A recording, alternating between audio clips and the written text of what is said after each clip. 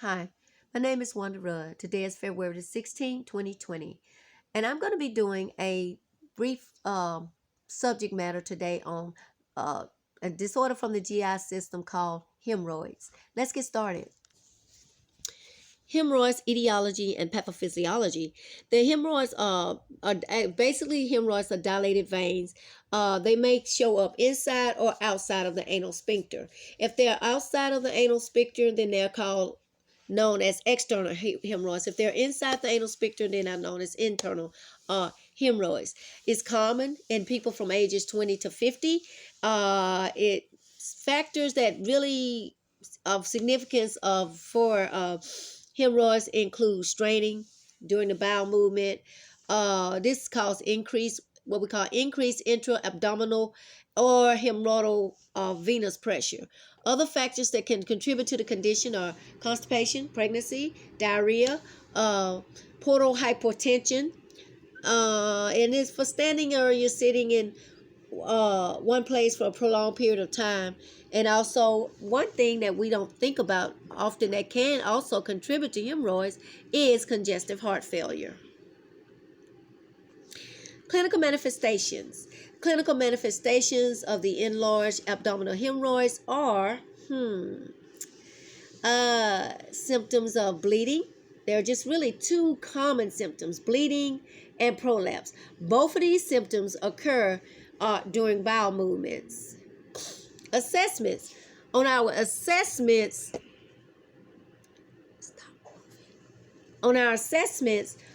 we look at subjective and objective assessments. Subjective assessments are when your patient may complain of constipation. Your patient may tell you that there's been bleeding from their anal area or from the rectum, but it's not mixed with their feces.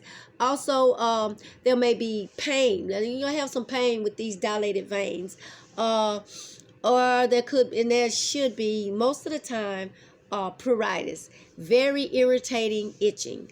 Um, objective assessment should be just to when you are doing an examination, you should be able to see those external hemorrhoids, and if they're internal, if you palpate around the area, you should be able to feel them as well. For our diagnostic tests, we do digital examination. We do use the sigmoidoscopy and the anoscopy. These are all methods used to diagnose the internal hemorrhoids. To diagnose the external hemorrhoids, we do visual inspection and digital examination.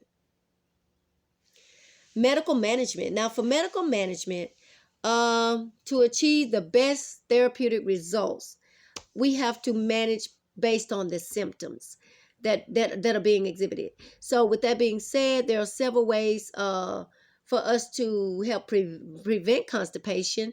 One being we need to increase our fluid intake and also a high fiber diet.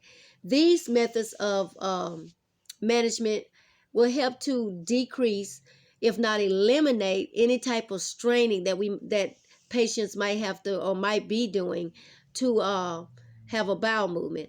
Also, another thing that we can do or that the physician does is order stool softeners, because stool softeners can also often help to soften the stool. They work within the digestive tract, within the GI tract, to soften those stools. Then once they help to soften those stools, then it's easier for them to excrete the bowel movement. For the relief of pruritus and inflammation, we use topical creams. We can use topical creams with hydrocortisone, and also we use topical creams as an analgesic to eliminate pain. We also want to encourage them to take sitz baths. Sitz baths are soothing, and they can relieve a lot of the discomfort and pain, as well as they can help to promote healing. So we definitely want to talk to them and encourage them to do a sitz bath. Maybe 2 to 3 times a day wouldn't hurt, but it definitely would be good for the healing, to help promote that healing and remove some of that pain and discomfort. One method that we find out also that they use, and it's a very simple method called the rubber band ligation. Now, with the rubber band ligation, there is a small rigid. It's a tubular instrument. It's called an anoscope, and the anoscope has a rubber band on it. So this is inserted in, and it used suction to draw the hemorrhoid into a small cup. Once the hemorrhoid is drawn into the cup, the band is placed on the rectal mucosa at the base of the hemorrhoid. Ligation is performed on one site at a time. You do the largest first. You start with the largest hemorrhoid, and then you move on to the from the largest to the smallest. And there is a picture below of the rubber band ligation. And what this procedure actually does is it causes the a necrosis on that hemorrhoid, and it's just kind of kills it out and just kind of sloughs it off. And it takes about 1 week to do, but it also it with this procedure you don't have as much discomfort as you would with other procedures. Additional interventions are the sclerotherapy. Sclerotherapy is where there's an agent inserted into the hemorrhoid, and it's put in at the apex or at the bottom of the hemorrhoid. We also have the cryotherapy, which is the freezing of it. You can freeze that hemorrhoid and freeze those tissues and destroy it. Or we also have what we call infrared photocoagulation. The tissues is destroyed by making a burn, a small burn, just like a burn at any other point in time. It will cause tissues, or it will destroy tissues. This procedure is no different.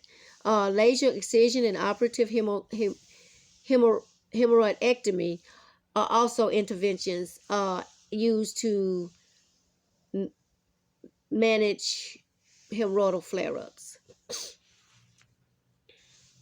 Surgical removal. If those interventions that I spoke of earlier do not work, that's when we will go on to have to do a surgical removal of the hemorrhoids. This is only performed based on certain criteria. The patients have to have a prolapsed or a very large hemorrhoid, or this can also be used due to excessive pain or bleeding. It's done with the clamp, and then an incision by cautery. After surgery, the wound can be left open or closed. It's not a major surgery, but it can be painful, so we use opioids and analgesics. If the surgery is closed off, then it heals better than if it's left open. Some of the surgical complications that we would experience would be hemorrhage, where we have to be careful and constantly monitor our patient for hemorrhaging in that area, especially if they are known patients that are already on some type of anticoagulant, or basically have some type of bleeding disorder as well. Also, we have to monitor them for infection. Infection pretty much so is known for any surgical procedure. You always have to be watching for that. A lot of times the surgical or physician will have them placed on some type of antibiotic just for preventive measures. Pain. When you're doing your assessment of your patient, every time you do a round on this patient, you should be assessing this patient for pain, along with infection, along with hemorrhage, but also making sure you do that pain assessment. And pain is always, always, always what the patient says it is. Also, you want to be doing an assessment for urinary retention. Palpate the bladder and make sure that they're not retaining fluids. Also want to check for abscess. Abscess can be subjective or objective. It just depends on where it's located, and if it's highly visible, or if or if it's something that you might have to palpate for. But also, basically, again, it goes back to pain. A patient with an abscess most of the time will exhibit pain, and it fall into your pain assessment. Nursing interventions. Nursing interventions gain the patient's confidence by assessing their knowledge level about their condition. Observe for edema, thrombosis, and ischemia. Encourage the increase of a high fiber diet and fluids. Take frequent vital signs for the first 24 hours to help rule out any type of internal bleeding. Give sitz baths, sitz baths, sitz baths, sitz baths. Those are very comforting. They remove a lot of discomfort. They're easy to do, and most patients will really like them. Uh, we also want to encourage early ambulation, because with early ambulation, we can start to help to get the uh, auscultation of the bowels, and get that good bowel movement going for them. Uh, Also, we want to administer any type the stool softness and prescribed administer analgesics uh before bowel movement to reduce discomfort. Last but not least, your patient teaching. Well, not last. Patient teaching include your foods in your diet that are bulk forming, and what we mean by that is fresh fruits, vegetables, bran cereals. Also, encourage them to drink at least 8 to 10 gallons of water a day, or fluids a day, uh, unless this is some type of contraindication. Uh, Foods high in iron are very much so recommended, especially if the patient is anemic. Uh, emphasis Emphasize the importance of sitz bath, again, 1 to 2 weeks during the post postpartum post operative period. We want to encourage them to be doing sitz bath at least 2 to 3 times a day for the first 1 to 2 weeks after this post-operative period. We want to encourage exercise to be done moderately, not a whole lot of exercise and excessive, but walking is good. Stepper is good. Nice and slow, steady pace.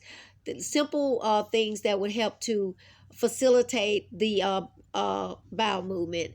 Uh, we want to schedule bowel movement. Schedule the time and to get your bowels on a set time schedule to go and use the bathroom.